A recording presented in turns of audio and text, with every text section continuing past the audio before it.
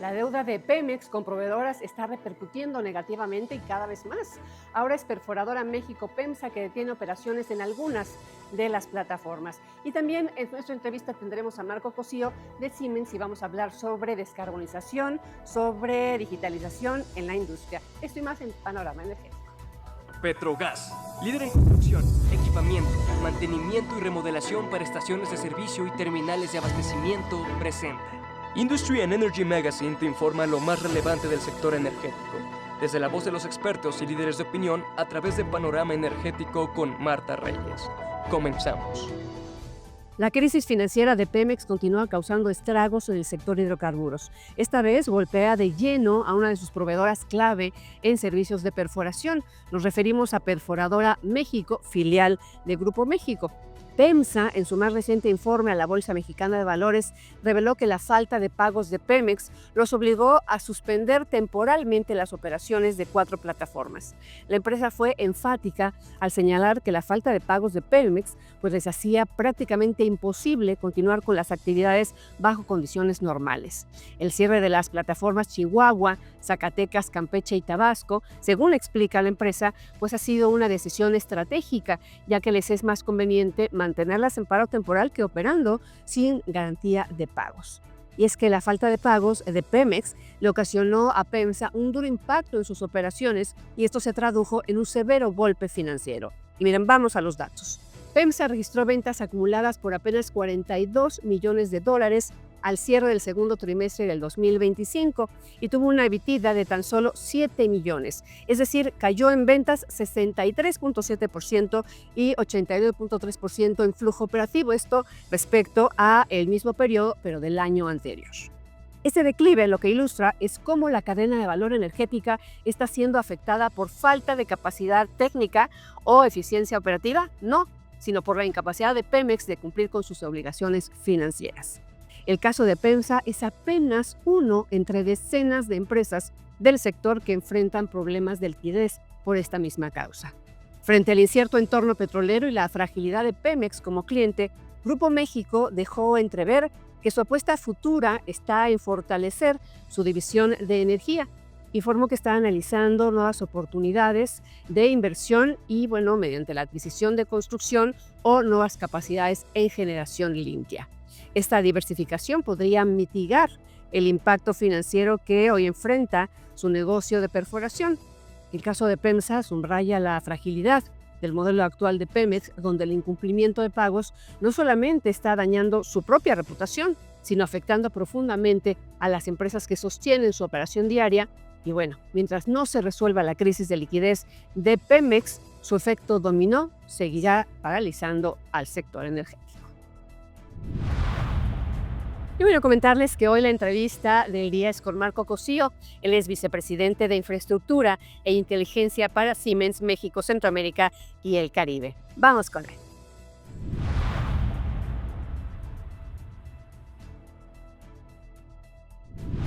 Ya se los presumí, pero ya la tenemos aquí sentado. Marco Cosío, vicepresidente de Infraestructura Inteligente para Siemens México, Centroamérica y el Caribe. Qué gusto, Marco. El gusto es mío, siempre me encanta hablar de estos temas. Muchas gracias por la invitación. Se ve que te apasionan. Alguito. Ahí. Oye, platicábamos aquí fuera del aire de gemelos digitales porque hacia allá vamos a ir encaminando nuestra charla, pero como yo digo, empezar por el principio. ¿Qué es un gemelo digital? Bueno, un gemelo digital, por definición, es una representación digital del mundo real. Si hablamos de un proceso, de un producto, de una red de energía, básicamente es eso, ¿no? Es cómo tener esa representación en digital de lo que está pasando en el mundo real. Y en este digital podemos mantener los datos del mundo real. Es decir, está constantemente alimentado.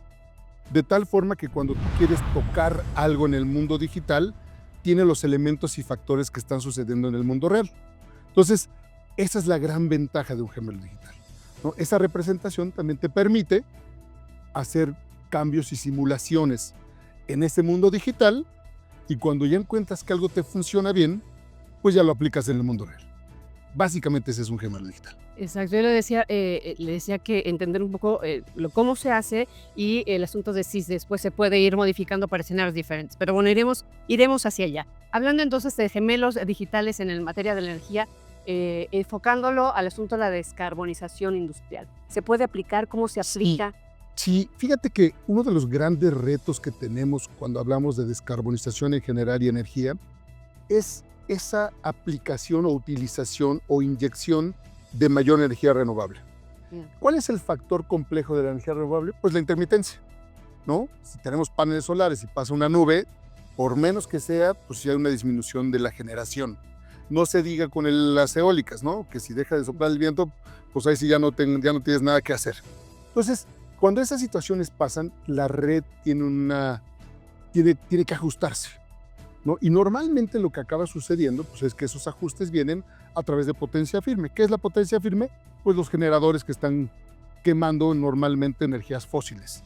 Y no lo digo en mal plan, son necesarias, porque de otra forma no podríamos tener una red funcional. Tiene que ser una convivencia, funcionamiento. Entonces, ¿por qué te sirve este gemelo digital en la red? Y hablando de las energías renovables intermitentes, porque entonces tú puedes tener la posibilidad de simular diferentes situaciones y entender cómo manejarías esos flujos, ¿no? Puedes también simular si agregas cargas o si quitas cargas o si pones más plantas o si va a haber un consumo muy grande en un cierto sitio. Nosotros en Siemens tenemos un gemelo digital de la red que se llama PSSE, que se utiliza aquí en México en el SENACE. Es decir, cada vez que se va a instalar una planta de generación nueva, se tiene que correr el proceso simulado de qué va a pasar en la red a la hora que yo inyecte esta cantidad de energía, ¿no? Y entonces te das cuenta que hay puntos específicos de la red que no podrían soportar ese específico carga de energía. Por lo tanto, el mismo gemelo te dice, ¿sabes qué? Para que tú puedas poner esta carga o esta generación en este punto, necesitas hacer un refuerzo de una línea así, un refuerzo de un transformador así, una subestación de este tipo, para que entonces sí la red pueda tener la posibilidad de absorber esa energía y distribuirla o transmitirla a las zonas donde va a ser necesaria. Digamos que te ahorra pues mucho dinero, ¿no? Te ahorra muchos problemas y mucho dinero porque tienes escenarios ya digitales, pero que pueden traducirse en una realidad y tu estructura estará totalmente preparada, digamos. Hoy día ya no es que te ahorre dinero, no, porque no te van a dejar conectarte. O sea, te van a decir no. Si es no, es no. La forma de hacerlo es a través de estas formas de, oye, ¿sabes qué? ¿O qué otro punto? Puedes hacerlo de dos formas. Una es, analízame este punto y dime si puedo meterlo a la red. Y la otra es, oye, ¿en qué puntos de la red hay oportunidad de inyectar energía? Lo mismo pasa cuando vas a tener un punto de alto consumo. Has escuchado, ¿no? Que en muchas zonas del país ya no hay suficiente energía para tal demanda, claro. Pues bueno, nos pasó que en casa del herrero, ¿hasta dónde palo? En una de nuestras ampliaciones en nuestra fábrica de Monterrey, pues no puedes mover la fábrica, ¿verdad? Pero entonces ahora que solicitamos la carga adicional, pues entonces sí te solicitan ciertos refuerzos y ciertas cosas. Ahí tuvimos que hacer algunos cambios en nuestra forma de consumir energía para poderlo mantener en el menor nivel posible, pero esa es la función de ese gemelo digital en las redes eléctricas. Wow, la verdad es que es muy interesante. Hablando de ciberseguridad, la ciberseguridad es un habilitador clave en lo que es la transición justamente hacia modelos circulares y sostenibles, que también es algo que busca mucho Siemens. Bueno, no nos podemos imaginar una vida al día de hoy sin sistemas computacionales, sin tu teléfono, sin el iPad, sin las cámaras y todo lo que hacemos día a día. Lo digital. Lamentablemente, pues también para el mal existe toda esta posibilidad, toda esta inteligencia, ¿no? De tal forma que la ciberseguridad cobra un valor cada vez más importante, ¿no? Y lo hemos visto en muchos lugares donde de repente a nosotros nos llegan muchos reportes, ¿no? Para mantener el awareness, ¿no? De decir, oye, ¿qué es lo que pasa si? Entonces te das cuenta que a empresas, a gobiernos, a todo mundo, ya sea un hackeo, o ya sea un filtrado de información, o ya sea un bloqueo completo de las operaciones, ¿no? Hemos escuchado 1000 veces y cada vez más que la información tiene un valor, ¿no? Entonces la ciberseguridad, para cualquiera de los que estamos en este medio, pues tiene un valor adicional. Y no solo eso, sino que también tiene elementos que te dan seguridad, confiabilidad, transparencia, ¿no? Hay muchos elementos que van alrededor de la ciberseguridad, no solamente el tema de hackeos, pero creo que es uno de los más importantes. Sí, y en un país como el nuestro que ocupamos el primer lugar en ataques cibernéticos, pues entonces Sí, sabemos de qué sí. estamos hablando, ¿no? Digo, nosotros lo vemos en nuestros reportes, somos de los mayores generadores de ataques en el mundo. Lamentablemente, y lo dices bien, qué lástima que se utilice para cosas negativas mentes tan inteligentes, ¿no? Sí, caray, imagínate todo eso aplicado en cosas que pudieran ser útiles y que tengan un valor y que no todo, ahora invertimos en protegernos de los que se están preparando para atacarnos. Es una cosa muy extraña, pero muy necesaria. Pero es muy necesaria. Hoy hablábamos de Siemens y la importancia que ustedes le dan al tema de la transición energética y de las energías renovables y la sostenibilidad. ¿Cómo pueden aplicar las industrias, le sea energéticas o no, el tema de la descarbonización más allá de sus operaciones diarias? Bueno, creo que siempre empezamos a través de las operaciones diarias, ¿no? Porque es lo que conocemos, lo que tenemos a mano. Nosotros en Siemens, te platico así rápidamente, tenemos el compromiso de ser carbono neutrales para el 2030. Entonces, meternos a revisar nuestro proceso ha sido fundamental para nosotros y ahora tenemos la oportunidad de compartirlo con nuestros clientes socios, ¿no? Donde decimos, mira, este es el proceso que yo he seguido y el que te recomiendo que tú sigas, ¿no? Nosotros lo hacemos con nuestros clientes en nuestro proceso. Ahora, cuando te sales de tu proceso, volteas a ver qué están en los otros elementos, ¿no? Uno de esos elementos importantes, ¿qué tipo de energía consumo? ¿No? Y volvemos al tema de energías renovables, energías verdes o limpias, ¿no? La energía con gas natural se considera limpia, aunque tiene emisiones, tiene menos que si generadas con diésel o búnker, no se diga, ¿no?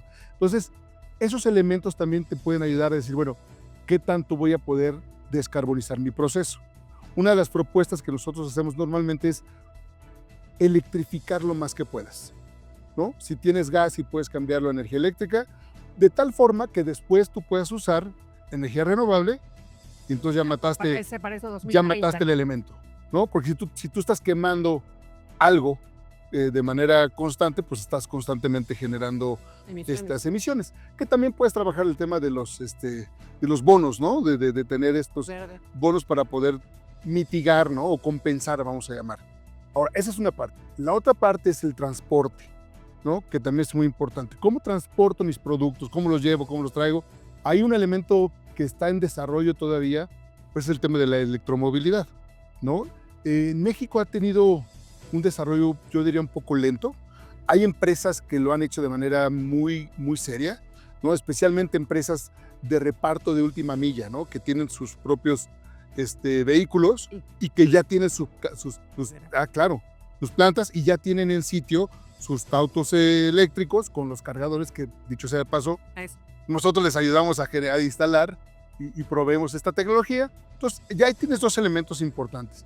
Uno tercero que no se asocia del todo al proceso productivo es el edificio como tal. Un edificio con un aire acondicionado es un gran consumidor de energía.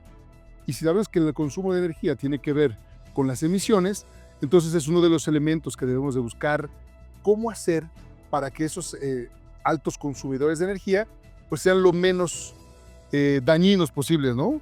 Entonces ahí tenemos otra tecnología que precisamente usa un gemelo digital para los aires acondicionados, ¿no? Simulamos el proceso completo y ahí hay un elemento importante de variables térmicas, ¿no? Donde buscamos ese punto exacto donde decir, aquí es lo más eficiente. Pero en ese más eficiente te puedes ahorrar hasta 50% de la energía. Entonces, no solo es el tema de consumo de energía y descarbonización, sino que también puede ser de ahorro, ¿no? Entonces, estamos trabajando mucho en estos aspectos porque hay elementos en la sostenibilidad que te dan retornos y yo soy muy fan de impulsar esos de inicio para a partir de eso generar, pues en los que no vas a tener tal vez un retorno económico tan importante, pero sí un retorno en toneladas de CO2. Y que luego todo suma. Por supuesto, por supuesto que suma. ¿No? Hoy hablar del proceso de estandarización en esto que estamos platicando. ¿Qué tan importante es estandarizar para la digitalización, para todo esto? Bueno, es fundamental, ¿no? Si tú quieres digitalizar un proceso no estandarizado, imagínate la complejidad que vas a tener, ¿no? Entonces, siempre empezar por crear y generar estándares te va a dar la oportunidad de tener un proceso ordenado. Es como en tu computadora, ¿no? Tú tienes archivos por todos lados y no sabes cuál está dónde, ¿cómo lo encuentras? Lo mismo le va a pasar a la digitalización. Tiene que haber una forma de decir, ok, yo sé que esta información la encuentro en tal sitio. Entonces, de esa forma hablamos de la estandarización. Ahora, la estandarización va no solamente en estos aspectos, sino va en muchos otros más, ¿no? Por ejemplo, hablábamos hace ratito de electromovilidad, ¿no? También ahí es importante la estandarización, ¿no? Ok. Sí, no sé si estés familiarizada con el tema, pero, por ejemplo, los autos de origen chino con los autos de origen europeo, con los autos de origen estadounidense, especialmente los Tesla, tienen un diferente enchufe. Entonces, imagínate, si queremos hacer en el país una red eléctrica completa, ¿a cuál le vas a poner? Exacto. Esos son como los cargadores del teléfono, digo, traduciéndole para que entendamos todo lo que estamos hablando. Exacto, que ahora ya es el, ¿cómo se llama? USB-C, Ajá. ya para todos. Sí, claro. Entonces, ese tipo de elementos le acabas de dar el clavo. Te lo voy a robar. Ese tipo de elementos te hacen o te dan la oportunidad de tener una mayor posibilidad de escalar cuando hablamos de digitalización, ¿no? Entonces, básicamente es como el paso 1, ¿no? Para poder tener un proceso digitalizado. Sí, y que de alguna forma son cosas que a lo mejor no se toman en cuenta para lo que es el fin final, valga la redundancia, que es cuidar al planeta, el ecosistema, etcétera. Si generamos basura electrónica, pues Claro. entonces no estamos cumpliendo ese objetivo. Claro, a ver, la digitalización, bien lo dijiste, no es el fin, es el medio. ¿Qué es lo que queremos? Queremos tener un mundo mucho más limpio, sostenible. Pero hay tantos elementos y tantos factores que no sabemos controlar o que no podemos controlar con el cerebro únicamente, pues ahí es donde entra la digitalización, la automatización y todos los procesos que hacen que estas decisiones se puedan tomar de forma automática. La infraestructura inteligente. La infraestructura inteligente, cerrarnos. Esta cámara para una conclusión para el auditorio. No, bueno, pues invitarlos a que trabajemos en el tema de sostenibilidad. La verdad es que no hay otro planeta, no tenemos un planeta B, entonces tenemos que realmente impulsar y en Siemens los invitamos. Nosotros desarrollamos tecnología con propósito y es un gusto y un orgullo poder hacerlo de manera constante. Los invito, contáctenos. Ahí está la invitación y pues nosotros agradecemos muchísimo que nos hayas visitado y que siempre podamos trabajar juntos Siemens y nuestro medio para justamente ese planeta más sostenible. Vamos por ello. Claro que sí, vamos todos juntos. Muchísimas gracias a Marco Cosío, vicepresidente de Infraestructura Inteligente de Siemens México, Centroamérica y el Caribe. Muchísimas gracias. Y gracias también a ustedes, como siempre. Recuerden que todos los contenidos se quedan en nuestro sitio web y también en redes sociales y en YouTube. Petrogas presentó Panorama Energético con Marta Reyes.